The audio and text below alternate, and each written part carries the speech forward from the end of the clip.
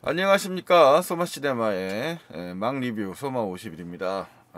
어제 더 웨일에 영상 리뷰를 올렸는데 요즘에 너무 말을 그냥 후다닥 해버리다 보니까 중요한 얘기를 많이 빼먹은 것 같습니다. 뭐 4대3 화면비라든가 뭐 이런 것들을 사용한 의미라든가 뭐 영화에서 뭐 그 새에게 뭔가 이렇게 주인공이 주는 장면이 같은 게 중간중간 들어간다든가 뭐 여러 가지 설정들이 몇 가지 있었는데 그걸 또 빼먹고서 얘기를 했더라고요. 뭐 오늘은 뭐 그렇게 설정이 들어가는 영화가 아닌데 대회비라는 영화를 좀 얘기를 해볼게요. 대회비는 2020년도작입니다, 사실. 여기도 뭐 연도 표시에 2020년이라 나와 있네요. 근데 이게 창고 영화라고 하죠. 그러니까 3년 만에 개봉된 영화인데 이 영화가 그렇게 된 건 이제 흥행 타이밍을 놓쳤다고 말할 수 있겠습니다. 사실은 이제 그래서 이원태 감독이 이제 전작이 그 악인전이죠. 이원태 감독의 대표작이고 전작이 바로 악인전인데 이 영화는 상당히 심플한 영화거든요. 그러니까 그래서 심플하고 마동석 캐릭터가 이제 등장하면서 영화가 상당히 좀 물리적인 액션물로서의 그런 요소들이, 그러니까 누아르적 요소들이 그래도 잘 살아있는 케이스였습니다. 근데 이 구도를 가지고 이 악인전에서는 조폭, 경찰, 뭐 직업으로 표시되는 건데 뭐 살인범, 그러니까 연쇄살인범 이렇게 묶여져 있어서 어떻게 이들의 이제 악인들끼리의 연대가 뭔가 좀 쾌감을 주는 면모가 있었습니다. 자, 대회비도 기본적으로는 3인 구도의 영화라고 말할 수 있겠습니다. 이 영화 대회비의 경우에도 3명의 인물인데요. 마쿠 실세를 연기하고 있는 인물이 이제 이성민이고요. 그러니까 주인공은 이제 사실 주인공격이라고 하자면 셋 중에서는 가장 조진웅이라고 할 수 있는 인물이겠죠. 가장 인물의 변화가 제일 심한 인물이에요. 처음 장면에서 등장하는 좀 어떻게 보면 순수했던 면모가 있는 인물이었다가 후반부로 가면서 이제 자기 욕망에 충실한 그런 인물로 이제 변화되는 인물이죠. 뭐 기본적으로 이 영화도 악인전처럼 세 명의 인물이 욕망에 몰두한다는 측면에서 악인이라고 말할 수 있겠습니다. 조진웅 그다음에 이성민이 이제 그 마쿠시스의 역할을 담당하고 있는 거고요. 그다음에 김무열이 이제 유형의 악이라고 할 수 있는 조폭의 역할을 담당하고 있습니다. 이 세 명이 92년도 해운대를 배경으로 해서 그 정치판을 배경으로 해서 펼쳐지는 이야기가 대입이라고 말할 수 있겠습니다. 자, 일단은 이 영화가 그렇게 평이 뭐 좋다라고 말하기 사실 좀 어려운 것 같습니다. 이 영화에 대해서 전체적으로는 뭐 2개 반 정도 박평식 평론가 긴장감 피로감이 나란히 자기 입으로 악마 이용필 평론가 입으로 악마 순수 우는 아니 김 빠지는 게임 허나몽 평론가 게임의 법칙이 지배하는 정치판의 대비 아닌 대비 김철홍 평론가 셋이 덤벼도 진양치를 이길 것. 기본적으로 영화 평론가들도요 자기들이 좋아하는 선호하는 장르가 있어요. 이 4명의 평론가 모두 남성이라는 것도 이 영화가 지향하는 지점 그리고 이제 범죄 영화로서의 지점을 얘기하기도 하는 겁니다.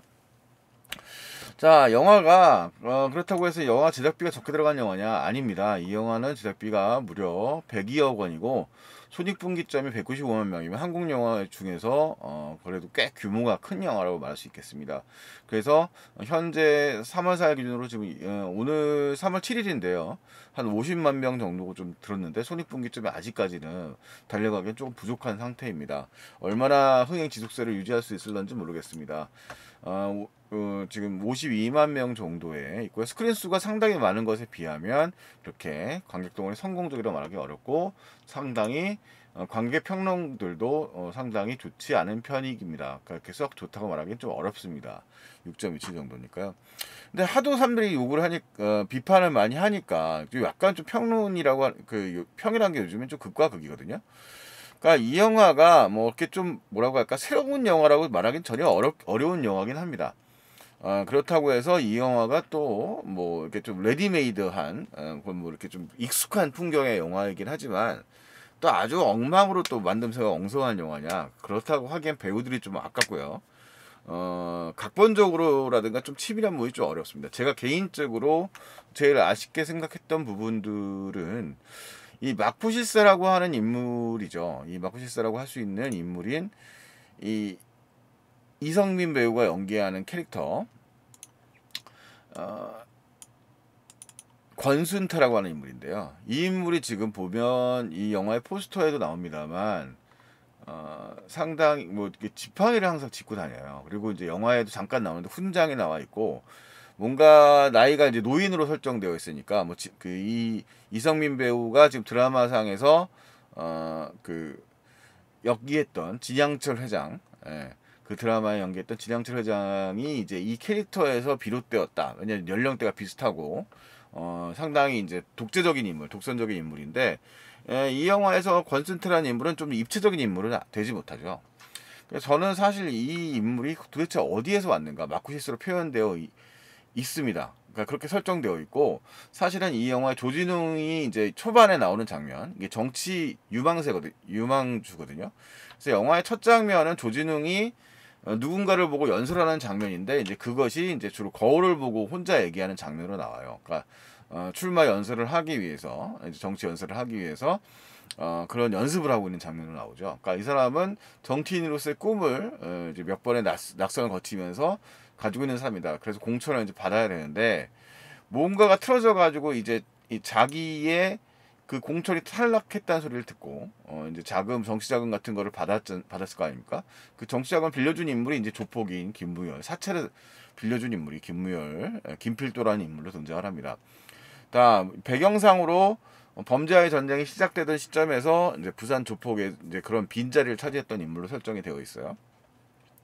그리고 이제 이 권순태라고 하는 인물이 이제 그 뭔가 틀어지면서 문제가 이제 그 이 전혜웅이를 연기한 조진웅이 연기하는 전혜웅이라는 인물을 갖다가 공천에서 배제를 한 걸로 등장을 하는데 이 대웹이라는 제목에서 언급하고 있는 것처럼 이 대웹이라고 하는 건 결국은 뭐 대단한 대입이라고 하기보다는 부산의 이제 개발 조건에 대한 이야기입니다. 그러니까 이 영화의 정의로운 인물이죠. 이 전혜용이라는 인물이 지역에서 활동을 하면서 이 말하자면 이 지역 개발에 지금 여기 주민들과의 관계가 등장을 하는데 지역 개발을 반대하는 입장에 서 있기 때문에 이 정치 자금을 마련해야 되는 권순태의 입장에서는 방해가 되는 인물이었고 그 인물이었기 때문에 공천을 배제한 그런 인물로 되어 있는 겁니다. 그래서 이 권순태라는 인물은 대한민국의 이제 보수 정치를 갖다가 일종의 카르텔을 형성하고 있는 인물로 등장해요. 그러니까 영화 속에는 잠깐 등장하지만 서울의 청와대를 배경으로 해서 등장하는 공간이 있고 그 공간에서 이 권순태와의 협력을 해야 된다는 이야기들이 이제 언급이 되면서 이 권순태가 등장을 합니다. 그리고 이 권순태의 공간은 이 어떤 허름해 보이는 뭐 일본식 일종의 그런 선술집 같은 그런 배경의 공간으로 설정되어 있습니다.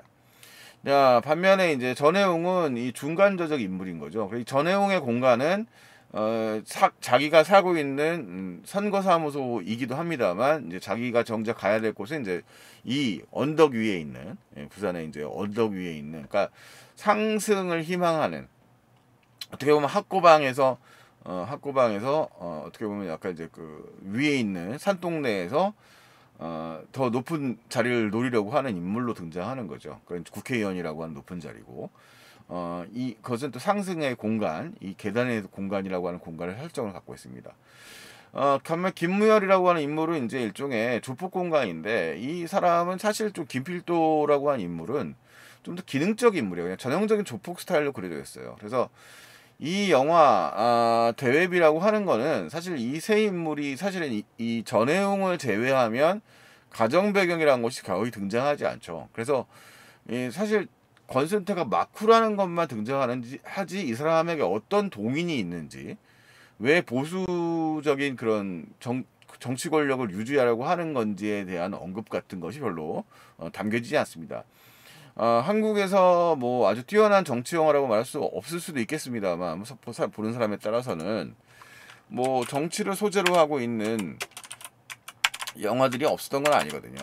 뭐 이를테면 뭐 한재린 감독의 뭐 더킹이라고 하는 건 연대기적으로 이 검찰을 배경으로 해서 이 영화의 그 한국의 정치 권력에 대해서 이야기하고 있는 영화였었고요. 그 다음에 뭐 변성현 감독의 이거 아니죠.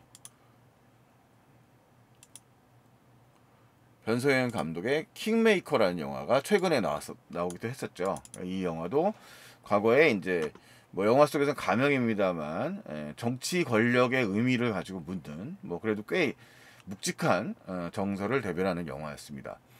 근데 이 대비라고 하는 영화는 기본적으로 정치를 소재로 하고 있습니다만 92년이라고 하는 영화적 배경을 가지고 물리적 폭력이 난무하고 있는 그런 부정선과 물리적 폭력이 난무하고 있는 그런 배경을 합니다. 그러니까 영화 초반의 대표적인 지금 이 어, 주인공 이제 캐릭터 이름 생각나.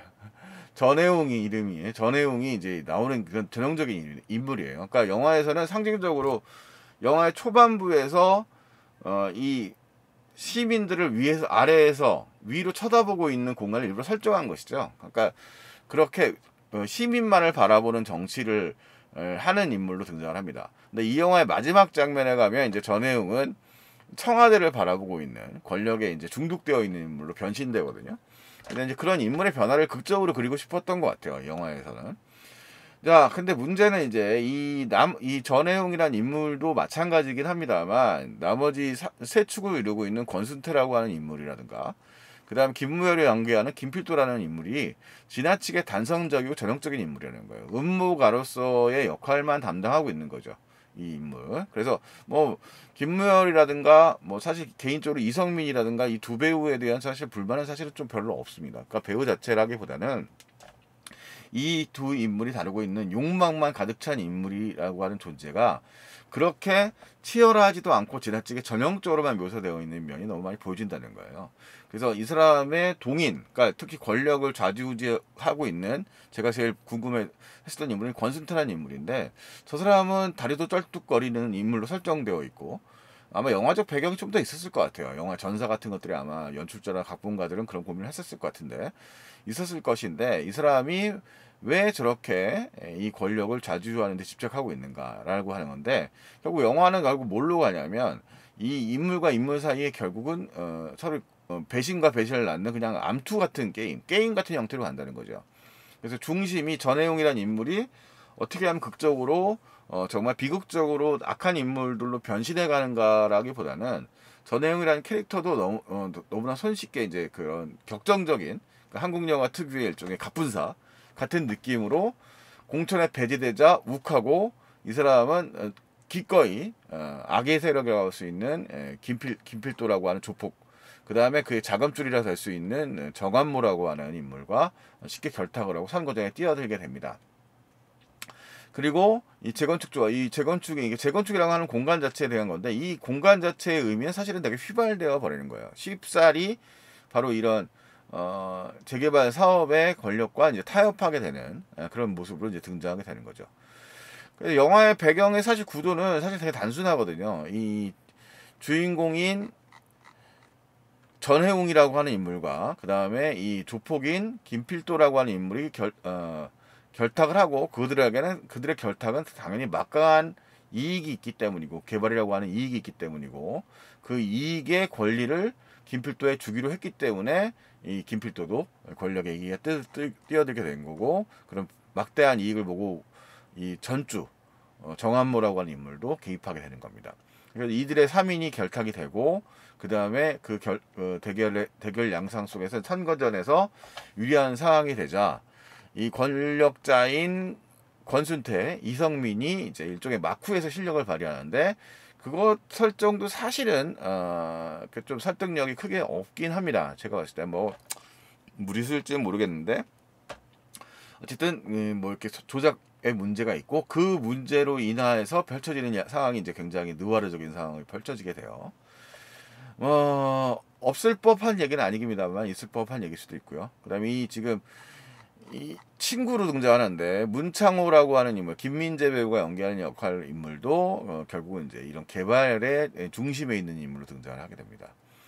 자, 그래서 이 인물들 속에서 더 주변 인물들까지 포함해서 이 영화 속에서는 이 어떻게 보면 개인적으로 가장 평범한 인물이 이제 박상만이라고 하는 인물인데 이 인물은 또 영화적 스토리에 키를 쥐고 있는 인물이기도 하고요. 그러면서 이야기가 전개가 되는데 그러한 전개 과정 자체에 좀 입체감이 좀 부족한 것이 아닌가. 그리고 되게 뻔한 구도의 상황들로 그냥 뭐 이익으로 쉽게 대변되는 그들의 사정으로 넘어가는 상황들이 그 안에서만 일종의 게임처럼만 묘사되다 보니까 영화적 신선도가 상당히 부족해진 것이 아닌가 생각이 됩니다. 사실 미술 공간이라든가 미술이라든가 뭐 아까 이제 이 영화가 많이 지적받는 부분인데 공을 들인 부분이 상당히 많이 있어요. 92년도에 부산을 배경으로 하는 미술적인 부분들 같은 것들, 프로덕션 디자인 같은 것들을 보면 상당히 괜찮은 편입니다. 근데 상대적으로 뭐 영화에서 지적 많이 받고 있는 대사가 뭐 우리를 쓰레기 취급한다 기자의 대사라든가 듣보잡이라는 단어가 나온다든가 하는 표현들처럼 약간 좀 시대성의 느낌을 주지 못하는 그런 대사들이 불쑥 튀어나온다라든가 그 다음에 뭐 그런 부분들이 특히 이제 지적을 많이 받고 있는 것 같고요. 그 다음에 영화에 이제 나열되어 있는 인물들이 있어요. 그리고 이제 기능적으로 사용되는 조연 캐릭터들이 있어서, 그러니까 이 영화가 되게 좀 뭐라고 할까, 부정적인 면을 받아들이는 것이 일단 영화의 캐릭터 중에서 공감을 받을 수 있는 캐릭터가 별로 없다는 겁니다. 입체성을 지니고 있는 부분이나 임팩트를 주고 있는 부분들. 그러니까 김무열이 어떻게 보면 영화에서 되게 단순한 인물이기는 한데 이 그 캐릭터가 가지고 있는 공감대가 전혀 없는 상황이 되는 거고, 뭐 나머지 인물들도 마찬가지입니다. 그들에게 관객들이 충분히 감정을 이입해서 볼 수 있을 만한 상업 영화적인 그런 미덕들이 조금은 부족하지 않은가라는 생각이 좀 들고요. 뭐 그렇다고 해도 뭐 그런 면에서 이 영화의 그러니까 이 영화가 가지고 있는 이제 부정적인 측면은 조금 더 생각해 보면 그렇습니다. 이게 현실을 빗대어서 얘기를 하고 있지만 결국은 모두가 나쁜 놈이다라는 것 정도 말고는 의미가 없어요. 영화적인 주제 자체가. 그래서 그 뭔가 이제 관객들이 결국 위로를 받고 싶어 하는 상황, 현실에서 지금 뭐 부정적 상황이 연출되고 있는 상황에서 뭐 일종의 양비론 같은 개념이거든요. 모두가 나쁘다라는 개념이고, 그 모티브는 되게 익숙했던 그냥 개발 논리의 상황들이고, 되게 복잡하고 복마전인 개발 논리의 상황들을 되게 단순 구도화해서 이야기로 풀어버렸다는 의미 정도로만 연결이 되는 겁니다. 결국은 그 정보의 변형, 그 개발 정보의 변형, 개발 정보의 빼돌림 변형, 그것에 대한 이권 투쟁에 대한 이야기로밖에 전개되지 않는 상황이 되거든요. 그리고 90년대 이후에 뭐 이 조폭들의 등장이라고 하는 부분들도 사실 좀 식상한 부분들이 있고, 그 유권자들이라든가 이런 캐릭터들 자체도 뭐 쉽사리 속아 넘어간다고만 설정하는 것도 어떻게 보면 좀 시대적인 착오적인 부분들도 발생하는 것이 아닌가 싶습니다. 영화의 공간에서 사실은 이제 중간지대로서 이들이 만날 때마다 주요 캐릭터인 이제 이성민 배우와 조진웅 배우가 만나는 이 공간들의 설정의 활용도도 이제 대화가 이루어지는 공간으로서의 일종의 중립지대 역할을 하고 있는 거죠. 근데 그 부분에서의 긴장감도 조금 떨어지는 편이고요. 그래서 영화가 마지막 결말 부분에 이르게 되면 그들의 이제 이합집산이 형성이 되는 건데, 그 이합집산의 과정 자체가 타당하게 인정되지 않기 때문에, 타당하게 받아들여지지 않기 때문에 영화적 흥미가 충분히 떨어지지 않는다. 그래서 뭔가 그러니까 충분하게 시원한 느낌도 주지 못한다. 그리고 탄탄한 구조의 서사라고 말하기보다는 좀 더 익숙하기만 하고 뻔한 이야기처럼 보인다라고 생각이 됩니다. 그래서 이 영화가 아무래도 대중들에게 많은 지지를 받고 있지는 못한 영화가 되지 않았나 하는 생각이 듭니다. 뭐 이건 가정에 불과하고요. 사실은 뭐 영화를 만드시는 분들은 최선을 다해서 이 영화를 만드셨을 거고, 제가 약간 놀란 거는 이제 배우들이 상당히 자신들의 캐릭터를 굉장히 입체적으로 해석하려고 애썼다는 겁니다. 인터뷰 같은 걸 보면요.